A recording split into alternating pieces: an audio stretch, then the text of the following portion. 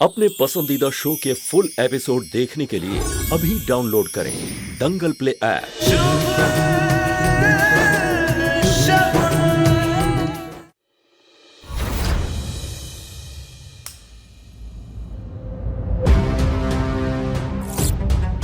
ये देखिए, ये बिना डरे बिना घबराए नॉर्मल कपड़े पहन के शुभ सर के रूम में जा रही है।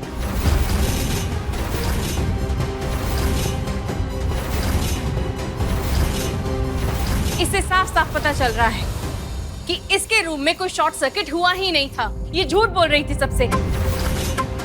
और ये देखिए, इसके बैग में साफ साफ वो नाइटी नजर आ रही है। ये वही नाइटी है जो इसने शुभ सर के रूम में पहनी थी। ये शुभ सर के रूम में गई, इसने नाइटी चेंज की, और नाइटी इसलिए चेंज की ताकि उनको बहला सके और उनको फंसा सके।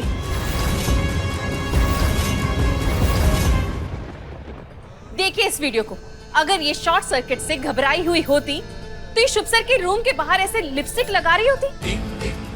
कितनी बेशरम लड़की हो तुम। हमारे शुभ को फंसाने की कोशिश कर रही थी। वो कहते हैं ना, झूठ कितना भी छुपाने की कोशिश करो वो छुपता नहीं है। एक ना एक दिन सच सामने आ ही जाता है। और अगर आप लोगों को अभी भी मुझ पे यकीन नहीं है तो मेरे पास और भी सबूत है जो मैं आपको दिखा सकती हूँ।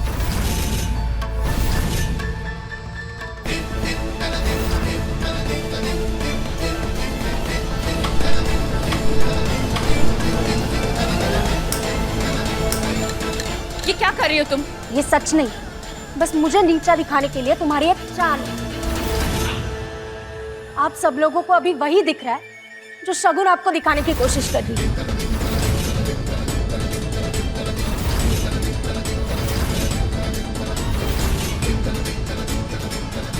पर मेरा यकीन कीजिए, ये सब झूठ है। तुम क्या कहना चाह रही हो? कि ये जो दिखाई दे रहा है तुम्हें, ये तुम्हारा भूत है जिसने लाली लिपस्टिक लगाया और शुभ के कमरे में चला गया। यही कहना चाह रही हो तुम? ये सच है कि मैं शुभ के कमरे में गई थी, लेकिन शुभ ने खुद मुझे वहां बुलाया था। बस करो काजल, सारे सबूत तुम्हारे खिलाफ हैं। और कितना झूठ बोलोगी? क्या हुआ शुभ? तुमने तो होटल में कहा था मैं सब संभाल लूंगा। अब सबके सामने तुम्हारी चोरी पकड़ी गई, इसलिए तुम्हें मेरी बातें झूठी लगने लगी। आप लोगों को आपका लड़का कभी दोषी नहीं लगेगा, क्योंकि गलती मेरी है। मैंने ही पहले सच नहीं बताया। मैं अच्छे से जानती हूँ, देर से बोला गया सच झूठ के बराबर ही होता है।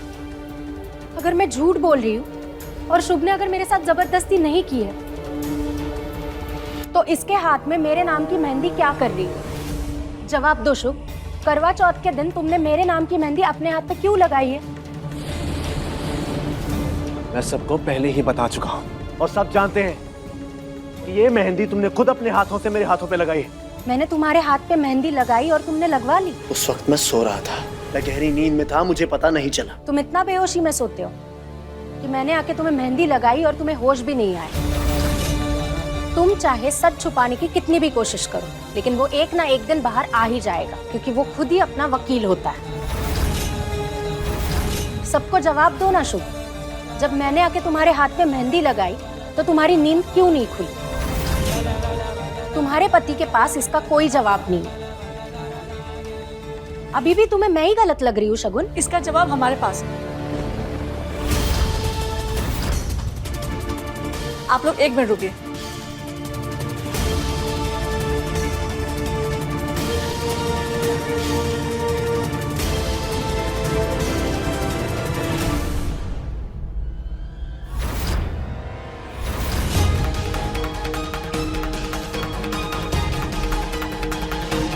ये मेडिसिन देके कुछ याद आया? इसे मुझे दे दो। भैया, इन्होंने ये दवाई देकर पहले आपको बेहोश किया और उसके बाद इन्होंने आपके हाथों में मेहंदी लगाई।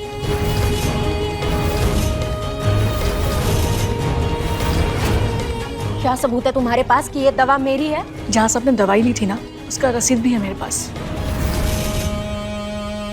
ये देखिए।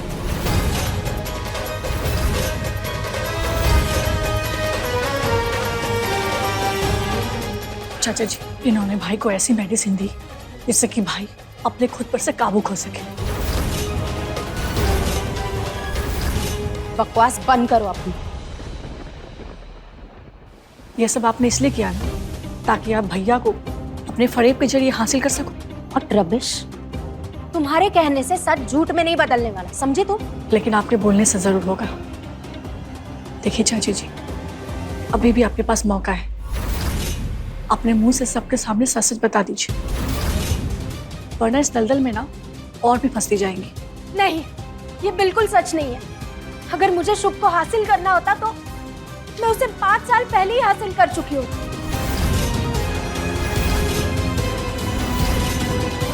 मैं जब कॉलेज में थी तब मैं शुभ के बच्चे की मां बनने वाली थी।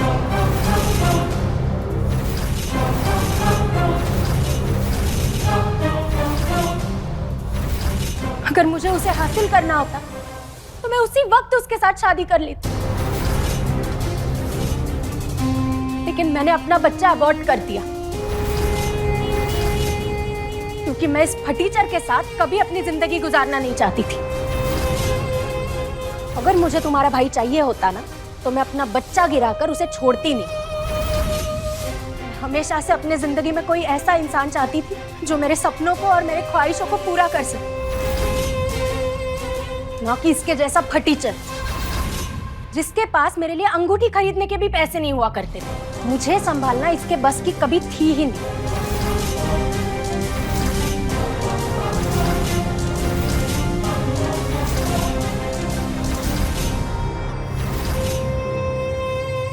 पास्ट के जैसे आज भी मुझे इसकी कोई जरूरत नहीं, क्योंकि मेरे सामने इसकी ना कोई औकात थी और ना कभी होगी। तो फिर तुमने ये सब क्यों किया? क्या मिला तुम्हें ये सब करके? मैं बस इसको अपनी आंखों के सामने तड़पते हुए देखना चाहती थी।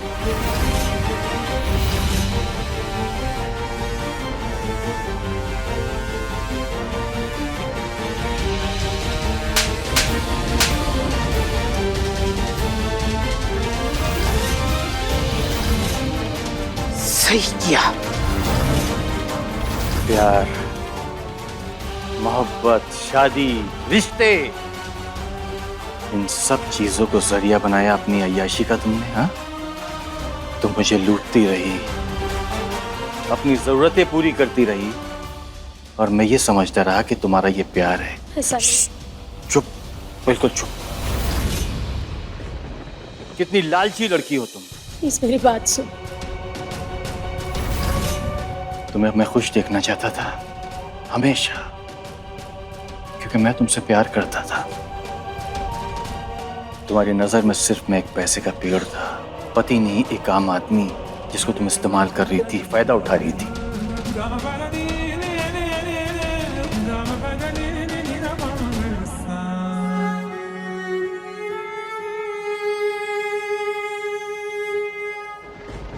शुभ बेटा,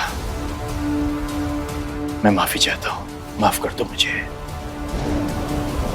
इस औरत की वजह से मैंने तुम पर शक किया।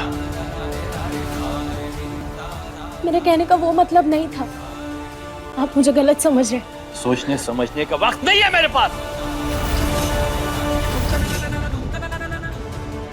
मैं सोच भी नहीं सकता था इतनी गिरी हुई, इतनी घिनौनी लड़की को मैं कभी पहचान नहीं पाऊंगा। चली जाओ मेरी जिंदगी से दूर, चली जाओ। मेरी जिंदगी में तुम्हारी कोई अहमियत अब नहीं है, दूर चली जाओ।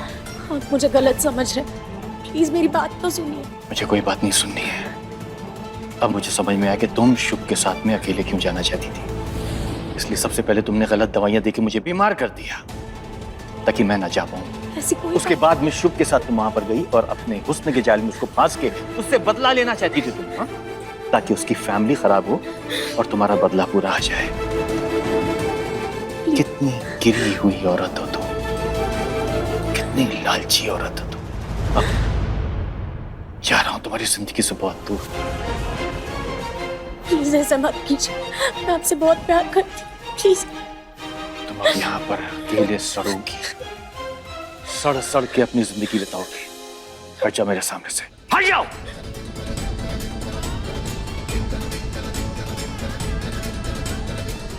देखा, आज कैसे तुम्हारे एक झूठ की वजह से और तुम्हारी खराब नीयत की वजह से तुम्हारा सब कुछ छिन गया।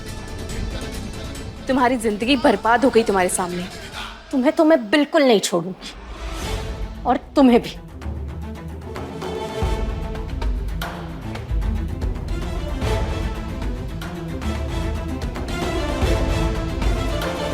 हमारे तो समझ के परे है कि ये औरत हमारे बच्चों के खिलाफ इतना बड़ा षड्यंत्र रच रही थी और हमें भनक तक नहीं लगी।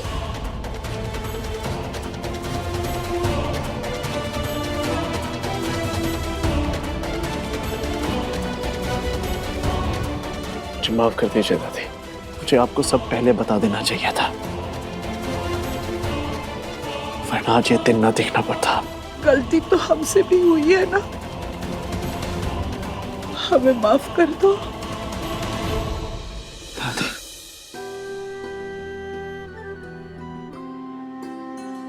तुम सही कहती थी माई।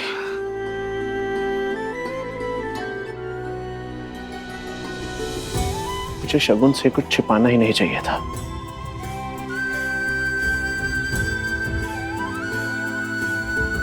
तो आज ये तमाशा ना होता।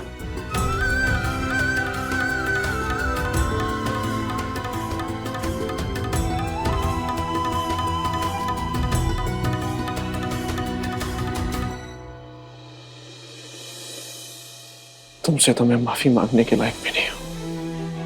मुझे तुमसे झूठ नहीं बोलना चाहिए था, और ना ही कुछ छिपाना चाहिए था, क्योंकि एक झूठ एक रिश्ते में विश्वास को खत्म कर देता है, और आप ना चाहते हुए भी अपनों को खो देते हैं, जिन्हें आप अपनी जिंदगी में वापस नहीं ला पाते। शिव से मुझे माफ कर देना।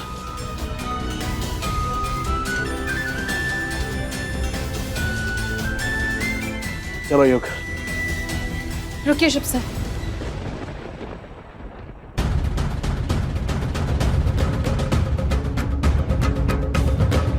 माफी तो मुझे मांगनी चाहिए आपसे, क्योंकि मैंने आप पे विश्वास नहीं किया। अगर मैंने आपकी बातों पे विश्वास किया होता तो आज ये बात यहां तक नहीं पहुंचती।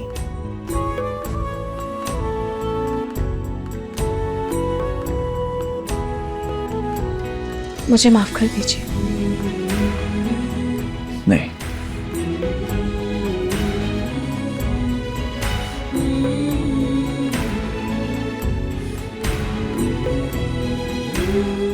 कान्हा दोनों की जोड़ी सलामत रखे।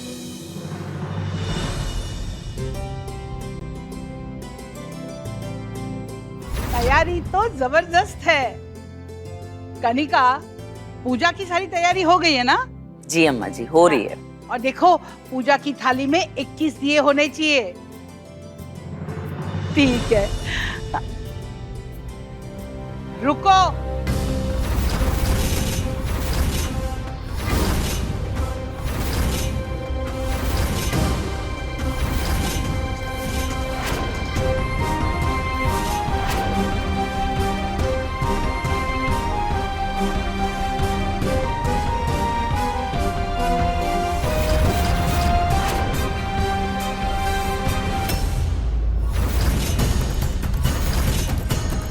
बहुरिया,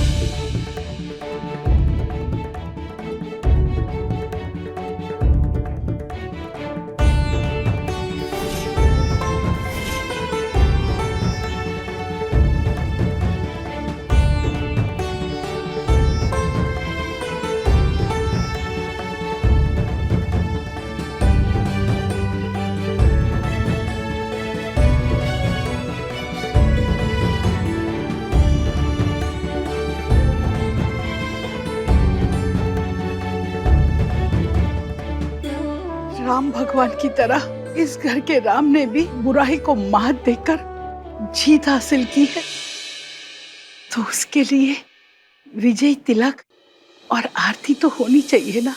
आपने मुझे रोक के तो मुझे डरा ही दिया था।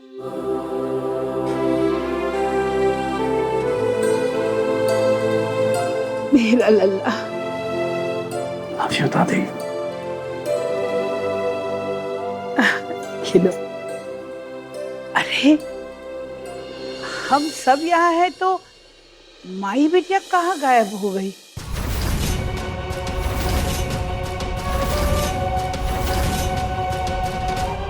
मैं देख क्या था। हाँ।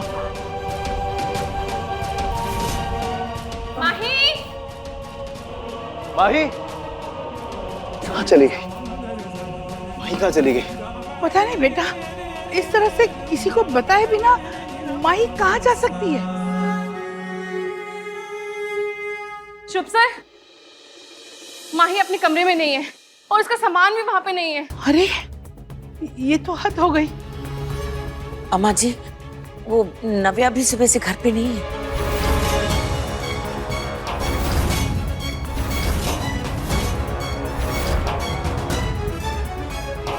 कहीं नव्या ने माही से बदला लेने के लिए उसके साथ कुछ गलत तो नहीं कर दिया? हम यहाँ हैं भैया।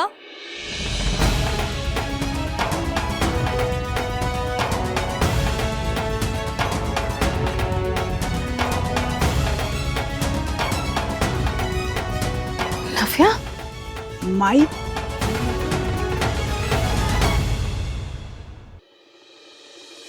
कहाँ थे तुम दोनों? माही बिना बताए घर छोड़कर जा रही थी। मैं उसे लाने के लिए गई थी।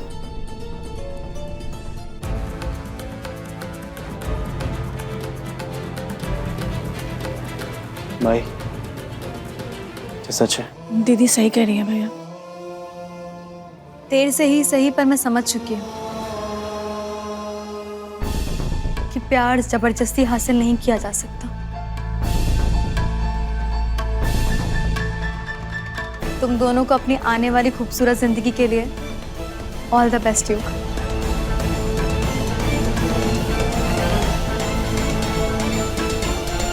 लगा तुम ये क्या कह रही हो? जो लोग एक दूसरे के लिए बने हैं वो एक दूसरे के साथ रहे तो बेहतर होता है, वरना जिंदगी बहुत मुश्किल हो जाती है। मैं जानती हूँ मैंने तुम्हें बहुत परेशान किया है ना माही। अगर हो सके तो मुझे माफ कर देना। आपकी बहन ने आज तक बहुत गलतियां की हैं, पर जेन्युइनली मुझे बहुत अफसोस है उनका। ऐसी बात नहीं है, मैं हमेशा तुम्हारे साथ हूँ। मैं जिंदगी की नई शुरुआत करना चाहती हूँ। मुझे एक और मौका दे दीजिए भैया।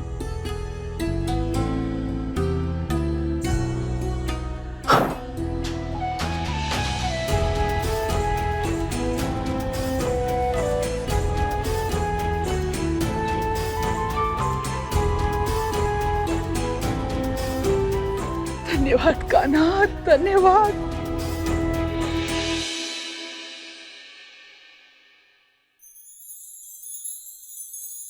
अरे वाह भाई, तैयारियां तो जोरों शोरों से है। क्या बात है। नहीं नहीं माई, क्या कर रही हो? यहाँ नहीं, बाहर आतिशबाजी बाहर करते हैं, है ना? देखो सब लोग आ भी गए हैं। अरे चलो चलो।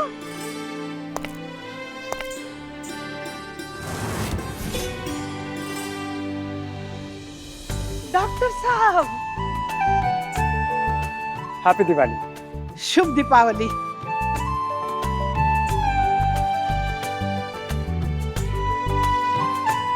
नव्या, शुभ दीपावली।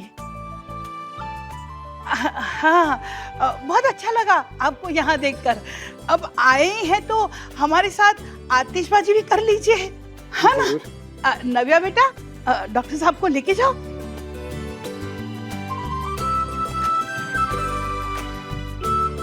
चलो चलो, तुम लोग भी चलो।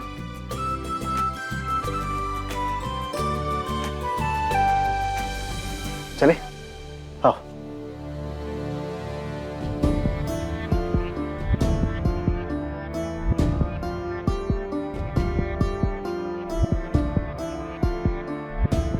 क्या हुआ? क्या सोच रही हो? कुछ नहीं। देखो, अब अगर अभी भी कोई डाउट है तो तुम क्लियर कर सकती हो। नहीं शुभ सर, ऐसी कोई बात नहीं है। मैं तो बस ये सोच रही थी कि काजल ने आपके साथ जो भी कुछ किया वो बहुत बुरा था, और उसके ऊपर मैंने आपके ऊपर शक किया। I am really sorry. ये सब बातें छोड़ दो। देखो सब कितने खुश हैं।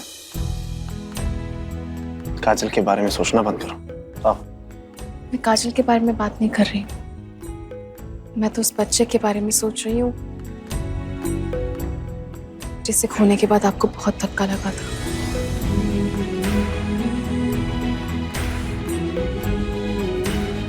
मैं ये भी बहुत अच्छे से जानती हूँ कि आपको बच्चे कितने प्यारे लगते हैं। वो बीत चुका है, अब उसे बदला तो नहीं जा सकता ना। चलो। किसने कहा बदला नहीं जा सकता? अगर एक दूसरे से प्यार है तो सब कुछ मुमकिन है। मैं समझा नहीं, तुम कहना क्या चाहती हो? साफ साफ बोलो ना।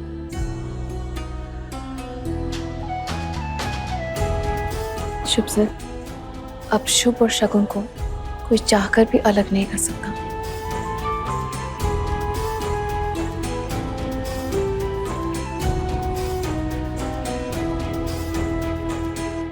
I'm pregnant.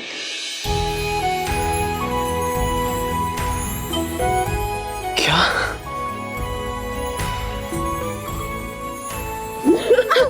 I love you, Shagun. I love you. Oh my God. तुमने मेरी लाइफ की सबसे बड़ी खुशी दी है मुझे।